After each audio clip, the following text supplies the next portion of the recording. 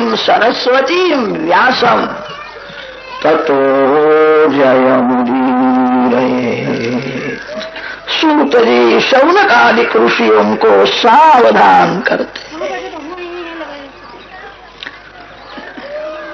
अनेक संतों की मैंने सेवा की है, अनेक संतों के साथ सत्संग किया है।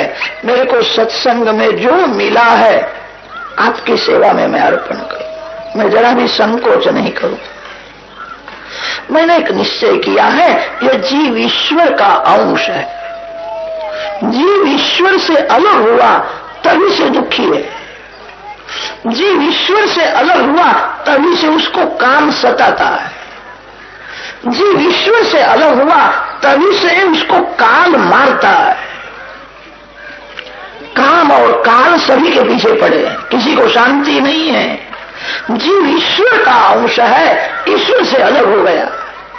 ईश्वर का अंश जीव जब भगवान के चरण में जाता है, परमात्मा को मिलता है, भगवान के साथ एक होता है, तभी जीव का कल्याण। जीव जगत का नहीं है, जीव किसी स्त्री का नहीं है, जीव किसी पुरुष का नहीं है। जीव ईश्वर का अंश है। ईश्वर का अंश जीव जब भगवान को मिलता है तभी जीवा है। कैसा हुआ है विचार छोड़ो, कुछ भूल हो गई है। परमात्मा का वियोग ही बड़ा रोग है। जीव ईश्वर का अंश है, ईश्वर से अलग हुआ है। एक भाई अपने कपड़े को बहुत संभालते थे, मेरे कपड़े कभी बिगड़े नहीं। एक दिन ऐसा हुआ, घर में आने के बाद उन्होंने देखा धोती को दाग लग गया। फिर विचार करने लगे, दाग क्यों लगा, कहां लगा, कैसा लगा। अपने को बड़ा सयाना समझते थे। एक एक के घर में पूछने के लिए गए, मैं आपके यहां आया था तभी यह दाग लग गया। एक सज्जन ने कहा, दाग दिखता है, कहां लगा, कैसा लगा, क्यों लगा, ये विचार करने से क्या लाभ है। साबु लगाओ, धो डालो, दाग चला जाए। ईश्वर का वियोग क्यों हुआ है, कब से हुआ है, ये विचार काहे को करते हो। रोग हो गया है। मैं ईश्वर का अंश हूं, मैं भगवान का अंश हूं। मैं किसी स्त्री का नहीं हूं, मैं किसी पुरुष का नहीं हूं, मैं जगत का नहीं हूं, मैं भगवान का हूं। भगवान के चरण में जाना है। घर में जाकर के ऐसा बोलना नहीं, मैं आपका नहीं हूं। ऐसा बोलोगे तो घर में झगड़ा हो जाएगा। बोलना नहीं, समझना है। जीव किसी जीव का नहीं हो सकता, जीव जगत का नहीं हो सकता, जीव ईश्वर का अंश है। मृत्यु की शैया में तो सभी को ज्ञान होता है, अब मेरे साथ कोई आने वाला नहीं। कोई स्त्री साथ में नहीं आती, कोई पुरुष साथ में नहीं आता। मृत्यु के समय में सभी को ज्ञान होता है। वो ठीक है, आज से ज्ञानी हो जाओ। मैं भगवान का अंश हूं।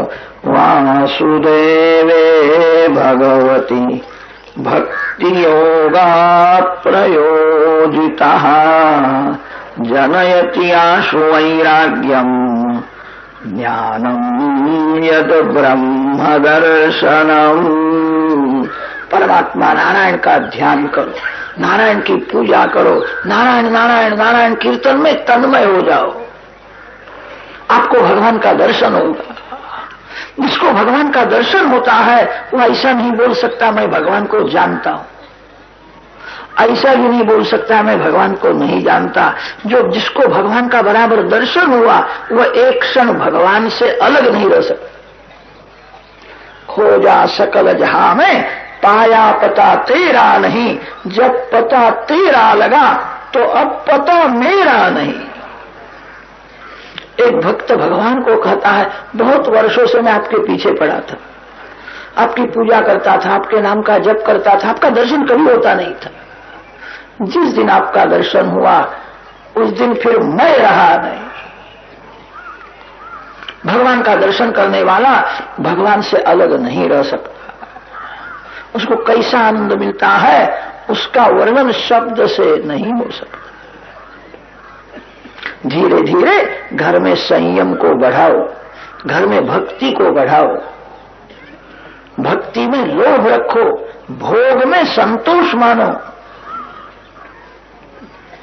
सतत भक्ति करने से भगवान का अनुभव होता है। वदन्ति तत्तत्त्वविदस्तत्त्वम् यज्ज्ञानम् अद्वयम् ब्रह्मेति परमात्मेति भगवान इति शब्दते। भगवान के अनेक अवतारों की कथा भागवत शास्त्र में वर्णन की है। जो कथा सुखदेव जी महाराज ने गंगा किनारे परीक्षित राजा को सुनाई थी, जो कथा सुनने से परीक्षित को परमात्मा का दर्शन हुआ था, वही कथा यथामति मैं आपको सुनाऊं। सूत जी शौनक आदि ऋषियों को सावधान करते।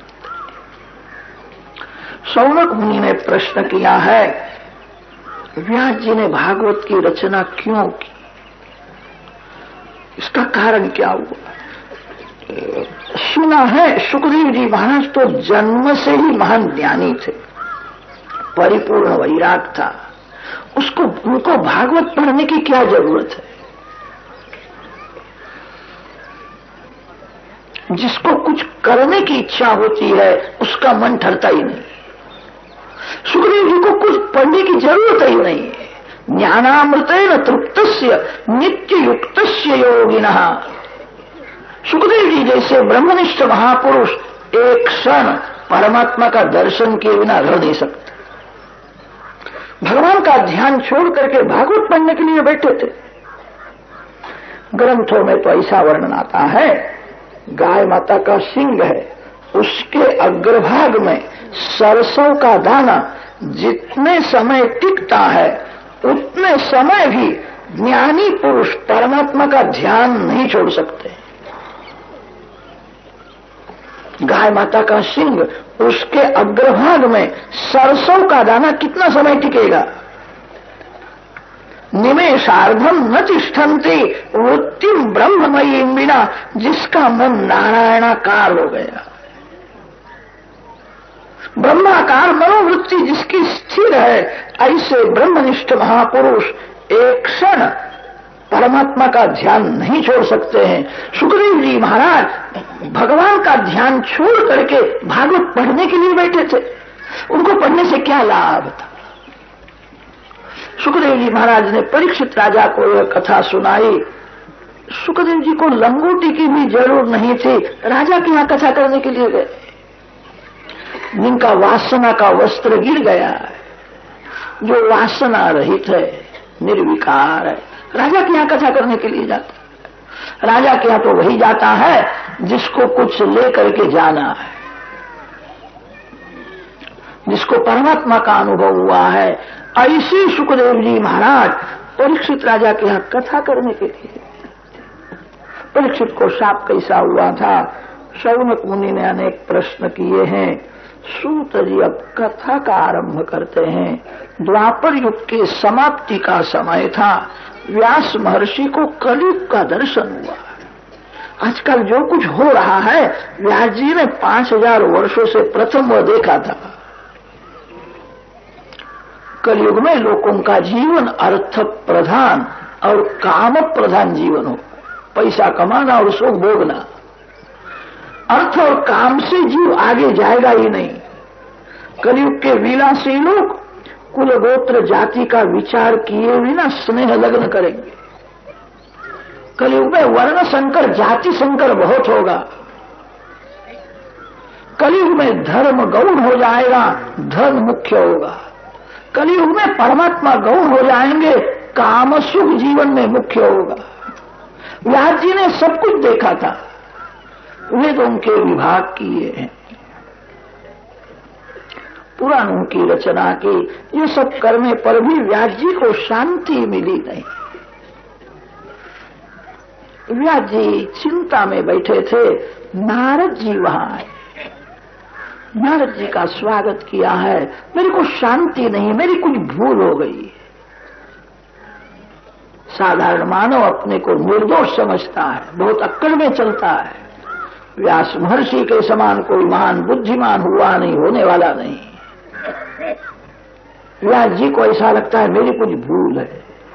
त्वं पर्यटन नरक इव त्रिलोकीम् अंतश्चरो वायुरिवात्मसाक्षी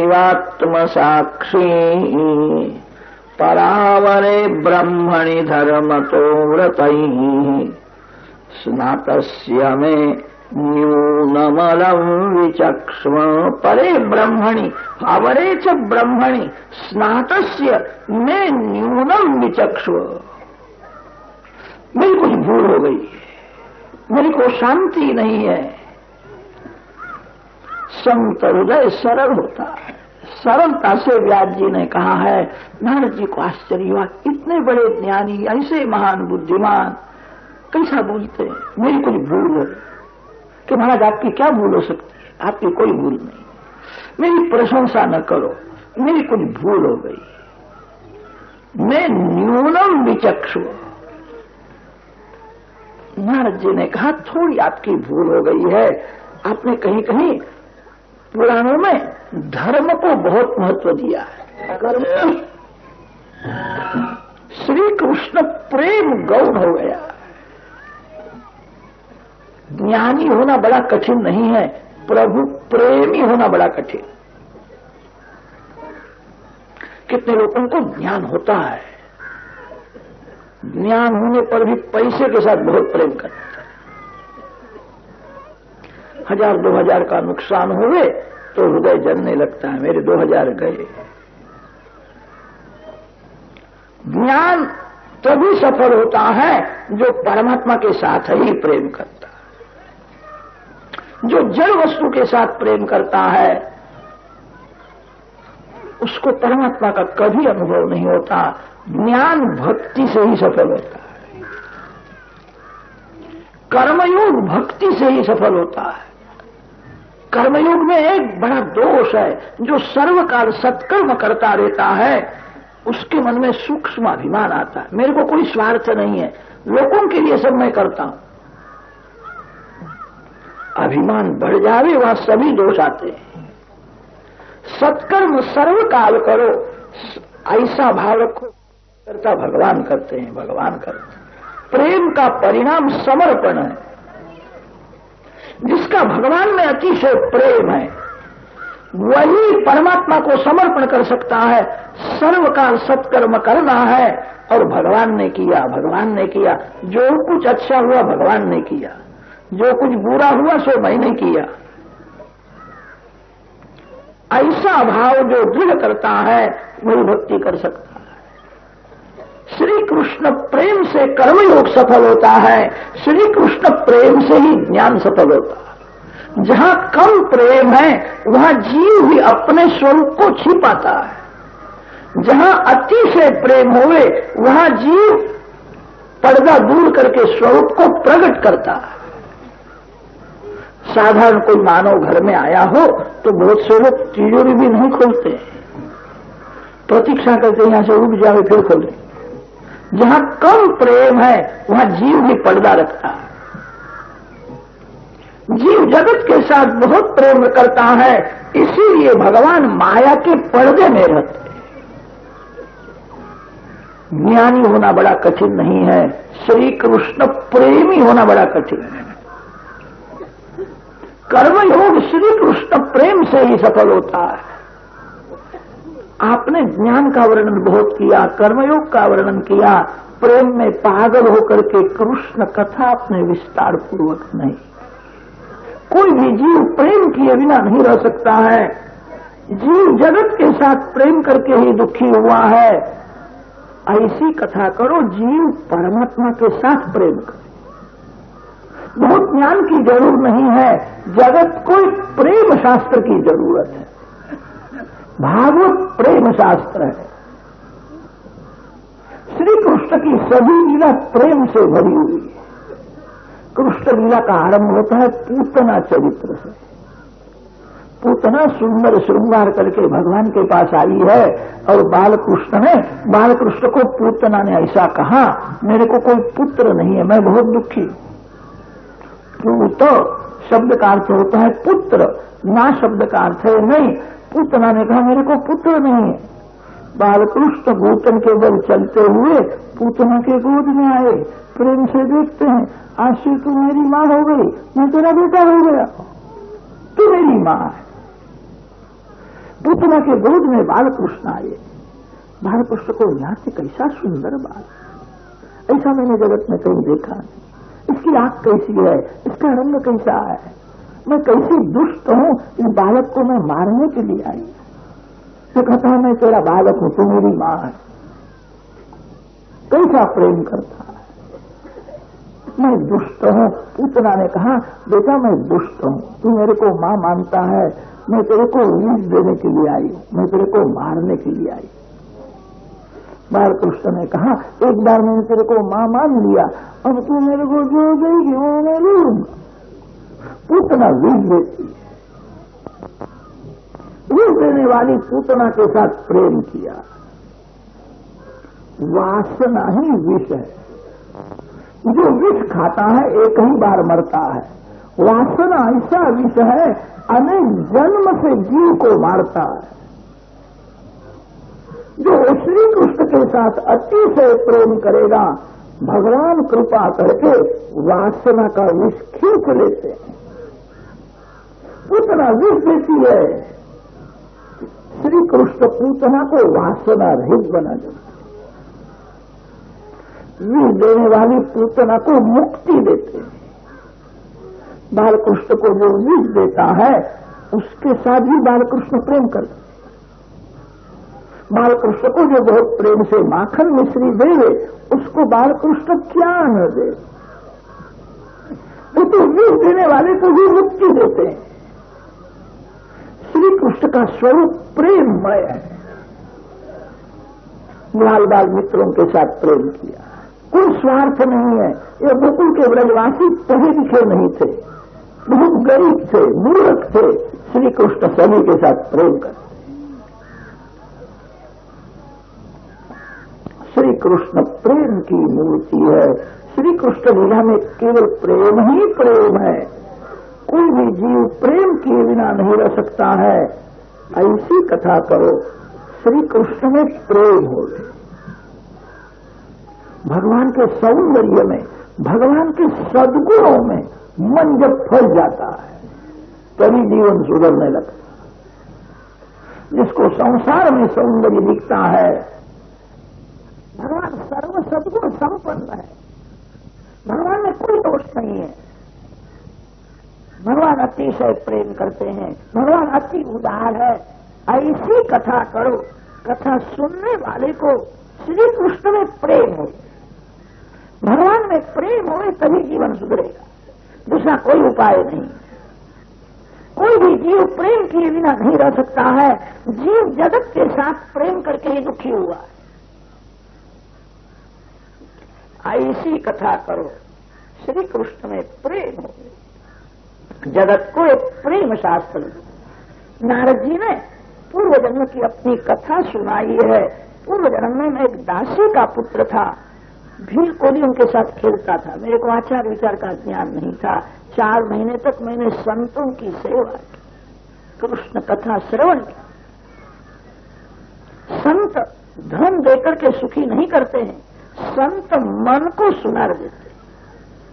किसी श्रीमान के पीछे पड़ो, श्रीमान भी आपको लाख 2 लाख रुपया देकर के सुखी कर सकता।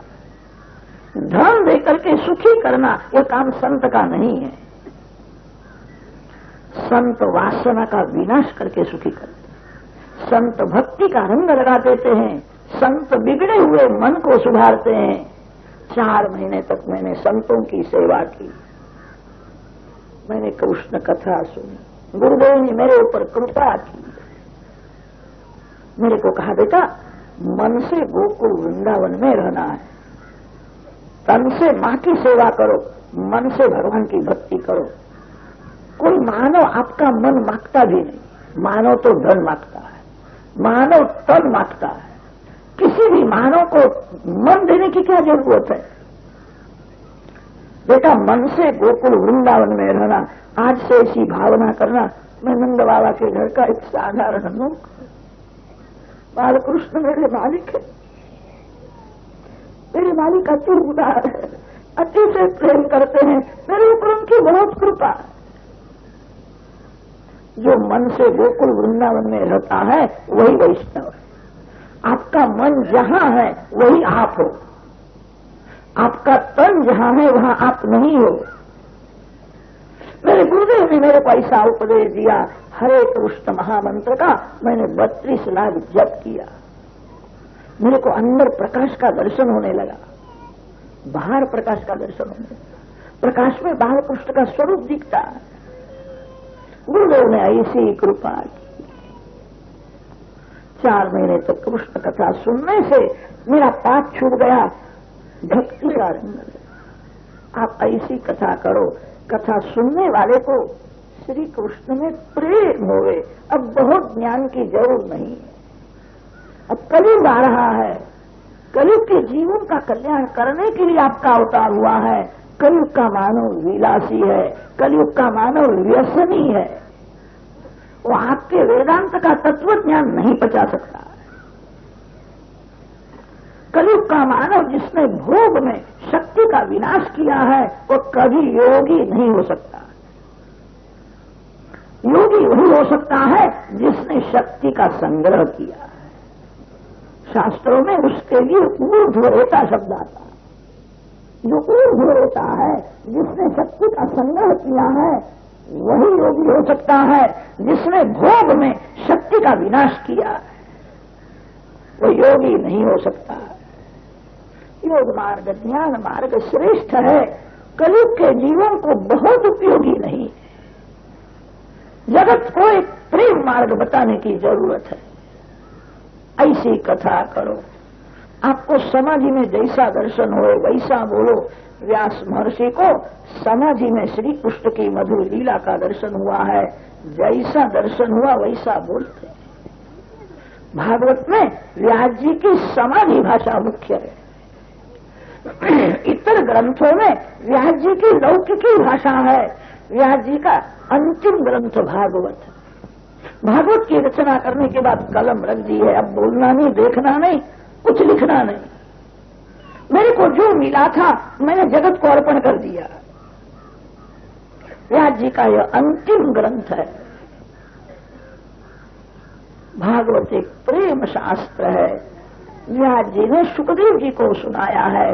सुखदेव जी महाराज भागवत के मुख्य वक्ता है। वाणी और वर्तन जिसका एक है उसी को मुख्य वक्ता माना है। जैसा बोलता है वैसा जिसने अनुभव किया वो मुख्य वक्ता है। जिसकी कथा में हजारों लोग आते हैं, लोग भले उसको मुख्य वक्ता, उत्तम वक्ता मानते हो। व्यास जी ने उत्तम वक्ता का लक्षण बताया है, जिसकी वाणी और वर्तन दोनों एक है, जो भगवान के आनंद में मस्त रहता है। सुखदेव जी महाराज उत्तम वक्ता है और परीक्षित उत्तम श्रोता है। मातृशुद्धि, पितृशुद्धि, वंश शुद्धि, अन्न शुद्धि और आत्मशुद्धि, 5 प्रकार की शुद्धि जिसमें परिपूर्ण है, उसी को भगवान का दर्शन करने की इच्छा होती है। मानव संसार में अनेक बार दुखी होता है तो भी संसार मीठा ही लगता है। साधारण मानव का मन गोबर के कीड़े के जैसा होता है। गोबर का जो कीड़ा है वो ऐसा समझता है गोबर बहुत मीठा है, गोबर में मजा है। गोबर के कीड़े को वहां से उठा करके बर्फी के ऊपर रख दो, वो बर्फी नहीं खाएगा। आप मानते हो बर्फी मीठी मधुर है। गोबर का कीड़ा बर्फी को छोड़ करके गोबर में जाता है। साधारण मानव का मन गोबर के कीड़े के जैसा ही होता है। भगवान का दर्शन करने की जीव को इच्छा ही नहीं होती। मातृशुद्धि, पितृशुद्धि, वंश शुद्धि, अन्न शुद्धि और आत्मशुद्धि, ये 5 शुद्धि जिसमें परिपूर्ण है, उसी को भगवान का दर्शन करने की इच्छा होती। परीक्षित भागवत के मुख्य श्रोता है। परीक्षित मां के पेट में थे तभी उनको परमात्मा का दर्शन हुआ।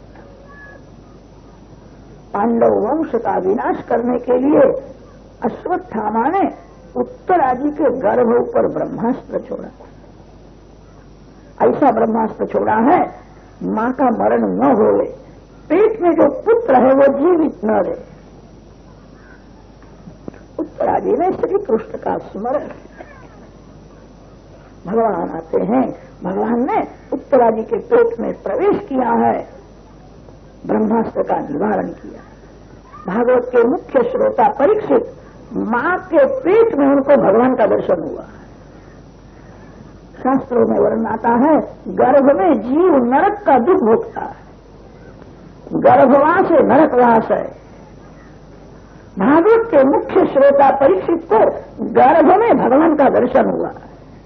ये बाण मेरे को मारने के लिए आता है, ये 4 हाथ वाला तेजस्वी पुरुष मेरा रक्षण करता है। भागवत के मुख्य श्रोता है। थोड़ा विचार करे तो ध्यान में आवेगा, हम सभी जीव परीक्षित मां के पेट में जीव का रक्षण भगवान करते। गर्भ कैसा बड़ा होता है, मानव की बुद्धि कुछ काम नहीं करती। ये सब भगवान की लीला है। भगवान का स्वरूप समझना कठिन है, भगवान की लीला का रहस्य समझना कठिन है। गर्भ में जीव का रक्षण भगवान करते। सभी जीव परीक्षित के जैसे ही है। मां के पेट में से बाहर आने पर भी जीव का रक्षण भगवान करते। माता पिता रक्षण करते, बालक का रक्षण माता पिता करते हो तो किसी के घर में बालक का मरण हो ही नहीं, बालक का मरण होता है, रक्षण तो भगवान करते। आजकल बहुत से लोग डॉक्टर को बहुत यश देने लगे, डॉक्टर बहुत अच्छा, डॉक्टर ने मेरे को बचाया। अरे डॉक्टर में बचाने की शक्ति होवे तो डॉक्टर का मरण क्यों होता है? जो काल के अधीन है वो दूसरे को बचावेगा। रक्षण तो भगवान करते, कोई मानव रक्षण नहीं कर सकता है। मानव में रक्षण करने की शक्ति होवे तो किसी का मरण हो ही नहीं। गर्भ में जीव का रक्षण भगवान करते हैं, गर्भ में से बाहर आने के बाद भी जीव का रक्षण भगवान ही करते हैं। सभी जीव परीक्षित के जैसे हैं। परीक्षित का रक्षण किया है। श्री कृष्ण भगवान द्वारका जाने को तैयार हुए हैं। कुंती जी को भगवान का वियोग सहन नहीं होता है।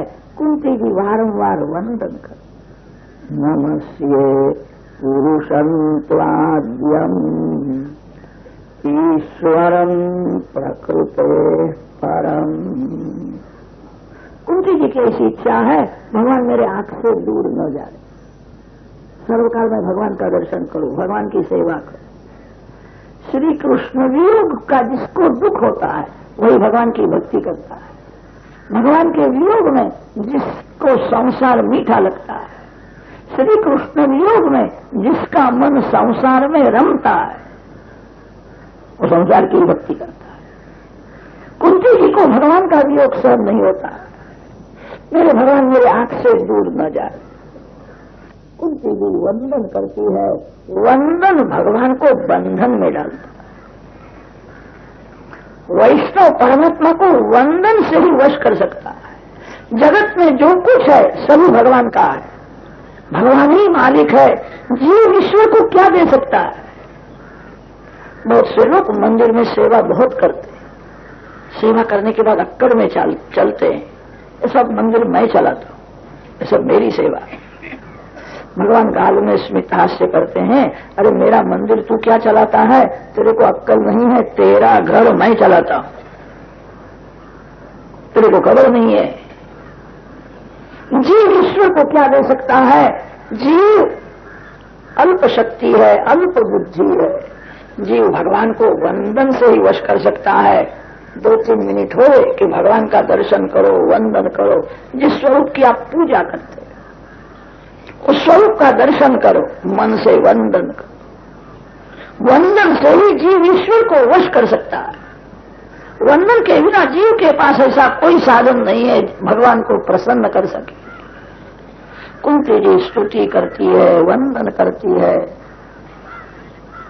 कुंती जी को प्रसन्न करने के लिए भगवान द्वारका जाने को तैयार हुए थे। आज मैं द्वारका में नहीं जाऊं। कुंती जी के महल में भगवान आए हैं, सभी को आनंद हुआ है। भीष्म पितामह श्री कृष्ण दर्शन की तीव्र इच्छा। कुरुक्षेत्र में बाण गंगा है, कुरुक्षेत्र में कौरव पांडवों का युद्ध हुआ है।